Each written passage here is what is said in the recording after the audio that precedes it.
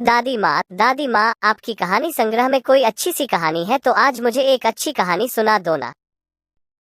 अच्छा बाबा, सुनाती हूँ। अच्छा, मैं तुम्हें आज ब्राह्मण, बकरी और 3 ठग की कहानी सुनाती हूँ। यह कहानी एक ब्राह्मण की है जिसका नाम शंभू दयाल था। वो विदर्भ नाम के एक गांव में रहता था। उसका व्यवहार अच्छा होने की वजह से लोग उसे अपने घर में बुलाते और दान दिया करते थे। एक दिन उन्हें एक सेठ जी का निमंत्रण मिला। शंभू दयाल सेठ जी के निमंत्रण में गए और जब वे वापस लौट रहे थे तब सेठ जी ने उसे दान में एक बकरी दी ताकि वो उस बकरी का दूध पी सके। इसके बाद वो बकरी को अपने कंधे में लटका कर वहां से चला गया। जब वो ब्राह्मण बकरी को अपने कंधे पर रखकर लौट रहा था तब 3 ठग लोगों की नजर उन पर पड़ी। उन्होंने एक षड्यंत्र बनाया जिससे कि वे उस ब्राह्मण से बकरी ले सके। वे तीनों ठग दूर दूर जाकर खड़े हो गए। शंभू दयाल अपने कंधे में बकरी को रखकर आगे बढ़ रहा था कि तभी पहला ठग उसे देखकर जोर जोर से हंसने लगा। ऐसे में ब्राह्मण ने उससे पूछा, क्या बात है, तुम मुझे देखकर क्यों हंस रहे हो?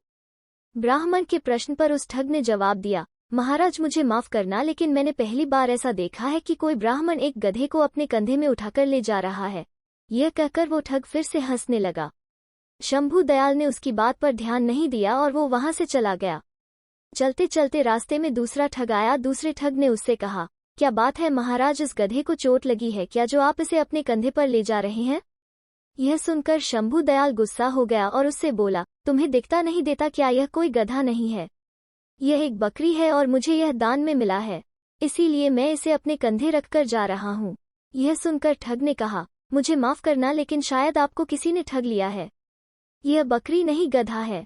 यह सुनकर शंभू दयाल सोचने लगा कि पहले वाला व्यक्ति भी इसे गधा कह रहा था, यह भी इसे गधा कह रहा है, आखिर लोगों को हुआ क्या है?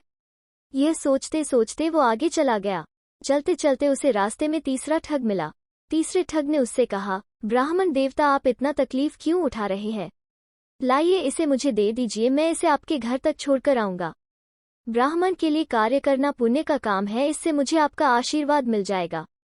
उस व्यक्ति की यह बात सुनकर ब्राह्मण खुश हो गया और उससे बोला, बहुत बहुत शुक्रिया, तुम एक भले इंसान लगते हो। फिर उसने वो बकरी ठग को सौंप दी। वे दोनों एक साथ चलने लगे। कुछ दूरी तक चलने के बाद ठग ने शंभू दयाल से पूछा, वैसे आप इस गधे को कहाँ ले जा रहे हैं? यह सुनकर शंभू दयाल ने उसे कहा, यह गधा नहीं बकरी है। माफ करना ब्राह्मण देवता, किसी ने आपके साथ छल किया है। यह कोई बकरी नहीं बल्कि गधा है, ठग ने उस ब्राह्मण से कहा। यह सुनते ही शंभू दयाल ठग से बोला, मैं तुम्हें यह गधा दान में देता हूँ, तुम इसे ले जाओ। यह सुनते ही ठग अंदर ही अंदर खुश हो गया क्योंकि उसकी तरकीब काम कर गई। इसके बाद वे ठग बकरी को ले गया और उसे बाजार में बेच दिया। बकरी को भेजकर उसे अच्छा मुनाफा हुआ।